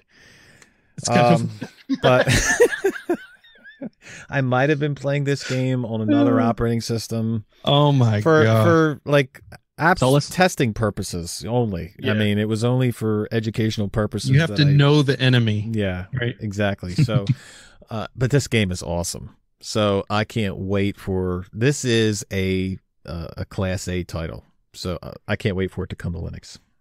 Yeah, definitely a AAA game. This is a great thing to come to Linux. Whether you like this or not, it's really good for Linux to have these type of games, because that's the big thing people will say now that we, you know, oh, you don't got the AAA titles. Well, we're getting a lot of them.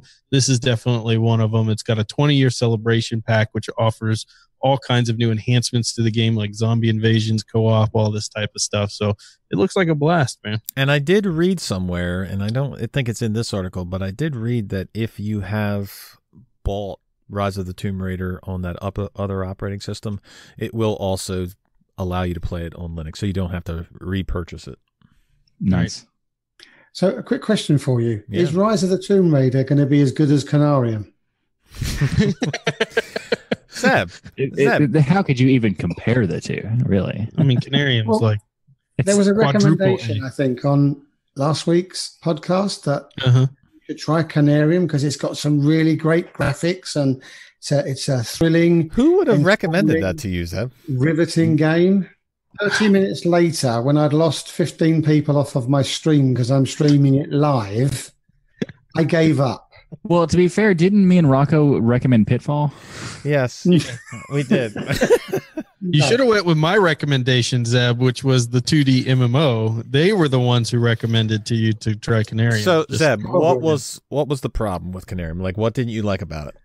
The first thing that happens is you wake up, and I think I'm right in I'm underwater. Okay. Why are you underwater? What on earth has that got to do with being in the frozen wastes somewhere, trying to find artifacts in either a ship or a container or something? So that was quite. Well, weird. You're underneath this ship. You got to swim up on the top. That could have been it, but it wasn't frozen. It wasn't in the Arctic. But as soon as I got to land, there was blizzards everywhere and all the rest of it. But it was also meant to be a scary. Yeah. Were you scared? In 30 minutes. I was more scared of me becoming scared than I was actually. Nothing happened. Nothing happened. That's how they get you. That's how they get you. I found my way through the blizzard and I got to this like hut thing and I worked out how to open the door. And then I spent 15 minutes working out that half the cabinets were locked and half the cabinets were open. And even when you did open a cabinet, all you found was a book you had to read for 10 minutes. That sounds riveting. What was in the book? Yeah, what was in the book? Where were you? Where did you wake up? It's in the book. It was just about the most exciting thing I had to do was to run down to the other station. So through the blizzard, find the generator, find some petrol, pop it in there, start it up, run back up. You're in the shop or you're in this other cabin for 2 minutes and then the lights go out again. To translate for our English listeners, petrol is gasoline. Gasoline, yeah. Or diesel, yeah. So I don't know why you would listen to a recommendation by Michael anyway. I mean, yeah. I know. Unless it's Rocket League, you can just ignore me. Well, fate was obviously taking a hand because on that stream, I had for some reason put my bit rate at 1,000, not 10,000. So when you watched it back, it was even worse. So I deleted the whole thing. Oh man, we missed out on all of that. So 4 out of 5, Zeb. What's your rating? So the good news is I do have Tomb Raider. Oh, nice. So on a scale of 1 to 10, you're saying 11. Is that what you're saying? What, for Canarian? Yeah. Inquiring minds want to know, Zeb. 1 for graphics. Wow, a 1? Is that before? Is that with the 1,000 bit rate or just in general? No, me watching it on my screen. 1 for graphics was quite good. But wow, how people can get excited about those types of games? I was excited about it, but that could have been just because of the trailer too. Like a lot of times they'll make trailers look so amazing, and then the game is like. I recall you making fun of me about like, oh, you want to talk about a real game? You got off the 2D MMO, and you talked about Canary. And here, if Zeb had listened to me, he would be a level 7 playing a 2D MMO. Like that's not an improvement. Wait, I usually trust Zeb in everything he says, okay? But I would have to be the judge on how bad the graphics were. Then buy it. He's got to look at the It's terrible right now. It's terrible. Why would I buy Rocco. it? He just told me it's terrible. Why would I buy it now? I'm not a gamer, but it was just tedious for 30 minutes. Listen, Zeb, get Owlboy. You'll be happy. Trust me. Owlboy. Yeah. Is that going to be my next challenge? Is it take Owlboy and it's the scariest one you could ever play. Yeah, you're going to be scared to death. So Zeb doesn't care about Canarium. He doesn't care for that. Yeah. So Ryan. Yeah. What's this I hear about Razer not caring about Linux? Look, this is a really interesting article. This individual, Husey, who has been a maintainer of GNOME software, 10 years of experience working in tons of open source projects, etc. He's even worked with other hardware manufacturers to basically get their code and drivers and things onto Linux, reached out to Razer, you know, the maker of all those popular mice and things that plebs use because, you know, real people use a Zowie FK2. But anyway, or a Logitech. Like I said, the Razer, anyways, they reached out to them and based on the CEO, Min Ling Tan, who basically said we're inviting all Linux enthusiasts way in at the new Linux Corner. I know I butchered that name. That's why I can't stop laughing. I hope I didn't butcher that name. Okay, so the post feedback, suggestion, and ideas, and how we can make, you know, basically how they can support Linux. And so he reaches out to them and says, "Hey, I can help you guys. I'll help you with the drivers. Either I'll write the drivers if you give me the specs, or, you know, I can help you guys get it ported over to Linux." And they basically said, thanks, but no thanks. They're not interested. So it's kind of like talking out of one side of your mouth and doing something else on the other side of your mouth. They're saying they're interested in Linux, but they don't really want to support it. I had Razer hardware before I transferred to Linux. When I came to Linux, I knew the software wasn't there, although there are some people who have created third-party applications to try to make it work, and I left at that point and never looked back. So there you go. So what is the quality of Razer? I know a lot of Linux users use Razer products. So what is the quality of Razer products compared to other companies? I mean, that's highly debatable, but my personal opinion is Razer used to offer only a premium experience. You paid for it. Now what they've done, like most companies, is they offer a low end devices you can go get at Walmart for $30 for a mouse, or you can get their super high-end one. The super high-end ones are nice. You know, they've got the features of, you know, the Logitechs or the Zowies and the other high-end stuff. But to me, if you're not going to support Linux, what do I have anything to do with you for? You're worthless to me. I agree with that. So I went with Zowie, which is driverless, and actually, you know, says on their website they support Linux. So there you go. Well, if they supported Linux, they should just make the drivers then, right? They don't need drivers. That's the whole point, Rocco. There's no RGB cute lights on this. Well, why? You need the cute RGB lights. I got a blue light on my Logitech G5. Thank you very much. And I like it, although it doesn't support Linux. You want to theme your mouse, don't and you? I want to change that color, and I can't. I want it so that when I hold my mouse, that each individual finger lights up a different color underneath. No, wait. If I boot into the other, you guys are ridiculous. If I boot into the other operating system where the Logitech software works, you can set it up to have your keyboard light ridiculous amount of combinations. I have a G910, and it has every kind of combination from waving colors to ridiculous colors. But the idea is, if you pay for something, you want to get the most out of it. And I just wish that somebody would, or maybe Logitech itself would, release the whatever's needed to make the software work, so you could actually change the lighting on it. It would be nice, and had Razer actually come out and said, yeah, we're going to work with you, somebody who's willing to do all the work for them, by the way. Right. It would be make Razer a little more interesting to me, but I kind of feel like they're basically so popular now, it's basically a value brand, and you should look elsewhere. Or you could look at it as, I mean, this guy made a great offer to them, but then you also have to look at them as a company and how they're reacting to this. So you have an open source developer looking to make software for their basically for them, and they didn't have to deal with licenses. Well, he offered both things. He offered both, that he would help them write it, or he could help them maintain it, or he could help, you know, their developers. That they didn't have to give nothing; they could have just invited them in there. Yeah, but the question I'm asking is it up? Would it be, as a company? I'm looking at it from as a company. Would it be up to their quality standards? You know what I mean? You're offering this as a Razer product, basically, this software on Linux. They could test that once they'd got the guy in, and okay, he'd been there a month. He'd supplied them with some code, and they can say, "Look, really sorry, but this is not up to scratch for us. This isn't going to work." Instead of just shutting him down, they should at least given him an opportunity. Yeah, and not only you're that, right. They shut him down by saying they're concentrating on Windows and Mac software.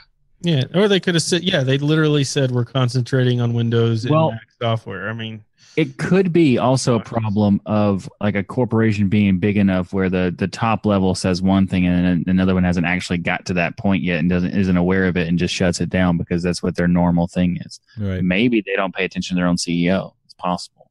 Mm-hmm. So just go with a Zowie and you'll be happy.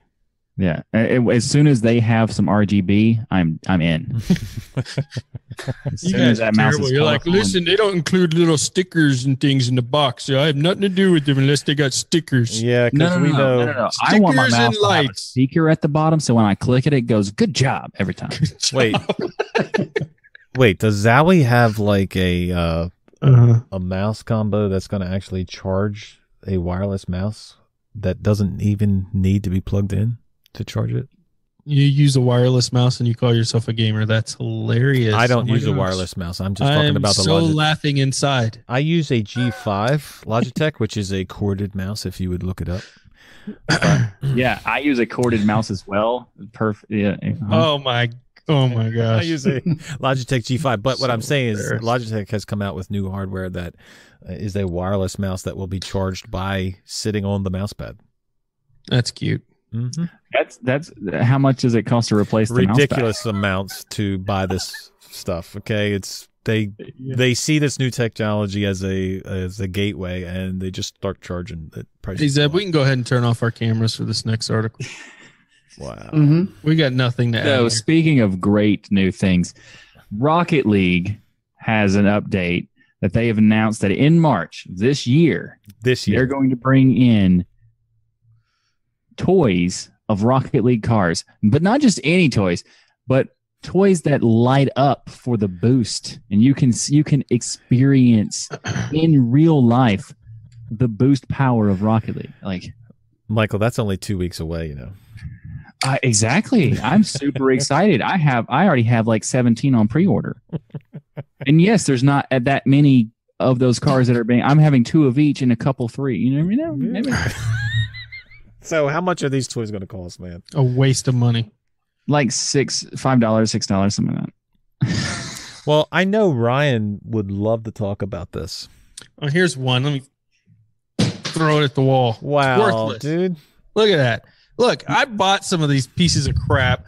And first of all, it's just 3D printed piece of plastic with no color on it that they call a rocket ball, number one. Okay. It just hurt me. You open it up and you get this junky little, less than a 25-cent candy machine like vehicle out of it. And the only reason why you would spend $5 on this is because it comes with a code inside that you can use to get in-game items to add to your car, except for the fact that after buying 6 of these, some of them were bought for me, but having 6 of these, there was only one code. So they basically, you're wasting all this money on a cheap crap toy, and now you want lights and things on it. Of course, you guys want the mice with RGB lights on them because you want the stupid little cars with RGB lights on them too. How could you call yourself a Linux user and then buy something so you could get something? And also, you're supposed to buy it to support them, not buy it so I can get a code. Exactly. You should be donating it to Psionics. Like you're right. You're right. So and besides, like, maybe you don't want the painted one. That's just for juggling. If you want to juggle Rocket League balls, that's all. That's what that's for. That's what I want to do. And you can just experience the detail. You colored your own. No. This is a different thing. Oh, okay. But let's say I have one up there. Yeah, exactly. Yeah, this one is good, but it's not big enough, right? Because it's like, but what if we had this one? Oh my god! Like, Zeb, are you as embarrassed as I am? What do you mean? Zeb won't even talk. Zeb won't even talk. Speechless. Well, so I'm glad you guys have some new toys to play with the one game you play. I play more than one game. Is it too late Rocket League and also Supersonic Acrobatic Rocket Power Cars. On the dun cold, on sleepless night. When the rocket rolls and the boost goes whoa. Oh my gosh. A little bit. All right. So does anybody else have anything to cover? No. Rocket League? Are you mad now? I'm mad. Are you seriously mad? You got me mad with the Rocket League cheap plastic replica crap. Okay, so to be fair, there's only one code in general. So if you got a bunch of codes, it's the same code. You're kidding me. So I've been hunting out there for codes, and there's only one, and I already have one code. You've been taken. That one code gets you 2 items, though. But here's what's going to annoy you more. It's going to do to me. I got something for you too. It's like what, like $5 to get one of those cars? Yeah. That might have a code. Yeah. There's a Rocket League market for like items and stuff, and you can just go buy the stuff that's in the code for like 2. Oh, great. Oh, wonderful. So enjoy. So, but as far as the people who are potentially wanting to get that, you don't have to. You can go to the market. Just get. Next, you're going to tell me that Nigerian prince really wasn't my relative and not sending me $6 million. No, that's your uncle. That's okay, your uncle. Cool. All right. So, look, Zeb, thank you from the bottom of my heart for coming on the show and being a part of this, because the last couple of weeks have been awesome in having you on, and I can't wait to do further episodes with you. Definitely. It's been fantastic, and I'm honored that you've chosen me to come and help you make a mess of the show. Thanks. Make a mess of the show. Okay, that's it. That's all we got. No, Right. Michael. Oh. Michael. I was about to say. I was expecting you to say, "Zeb, is thanks for coming on," and Michael, whatever. Yeah. No, seriously, Michael, thank you for bringing your expertise to the show. Like I said, the last 2 weeks have been awesome, going back and forth with both of you guys. So yeah, it's been fun. I enjoyed it the first time, and I'm happy to be back, continuing to do it, and look forward to the rest. Very nice. So Absolutely. if you want to see these guys' beautiful faces, you can check us out on YouTube, because I know a lot of people listen through the audio RSS, and that's great. But if you want to see the two new guys, check them out on YouTube. Yep. We want to thank the patrons, everybody who joins us every week, not just the patrons, but everybody who listens and watches, everybody who's in the Telegram group. All of your support is much appreciated. You know, we got an email the other day thanking us for the show, but we got a YouTube comment, and it was just a small one-liner. And all it said was, thank you for making my, I won't say bad, I'll say his bad commute enjoyable. And that is awesome. That just made my day to hear that one line, because it's so awesome that people actually want to listen and enjoy it. So it's because Zeb and I joined it. That's what it's got to be. Of course it is. That was before that. They weren't even aware of it, but that's not the point.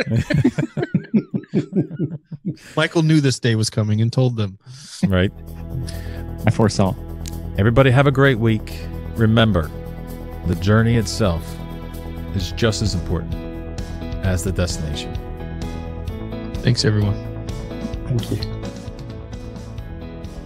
Thank you for listening to another episode of Destination Linux Podcast.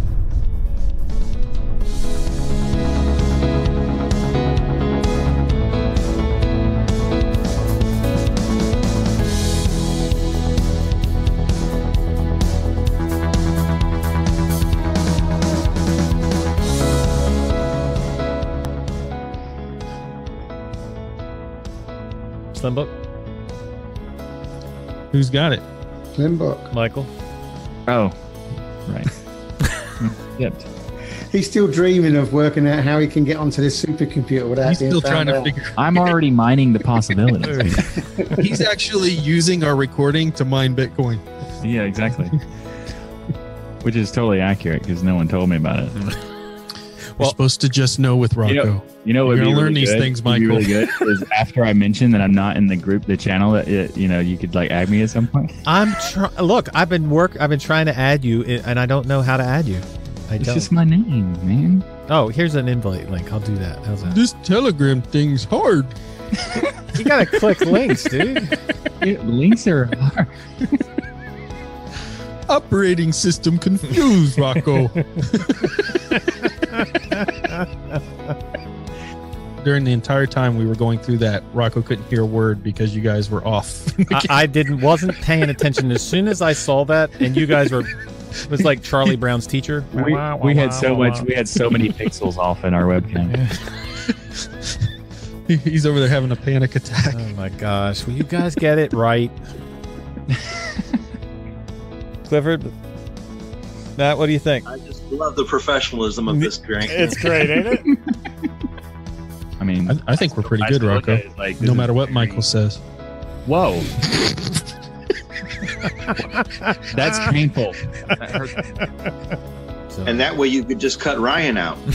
Whoa! Wait a minute, what happened here? Cliff, don't tell him that yet. We weren't planning on telling him that yet. You know what it sounds like to me, Rocco? What's that? You could just hand off all the editing work to Michael now. Wow, that's a great idea. I'm sure he has plenty of time for that. But the only problem with that, Clifford, is you might have to wait 3 years for an episode. Oh. What? I'm on time every single never 3 hours late. Never. Ever. What? You're never on time, ever. I was on time once. Thank you. Okay. Maybe by accident you were on time once, but I don't remember how I did it, honestly. That's how unlikely it is. You guys have no idea how happy I am that Michael's on here and somebody else has to take some of the abuse with me. Well, Ryan, you better highlight itself, otherwise we're going to miss that. Okay.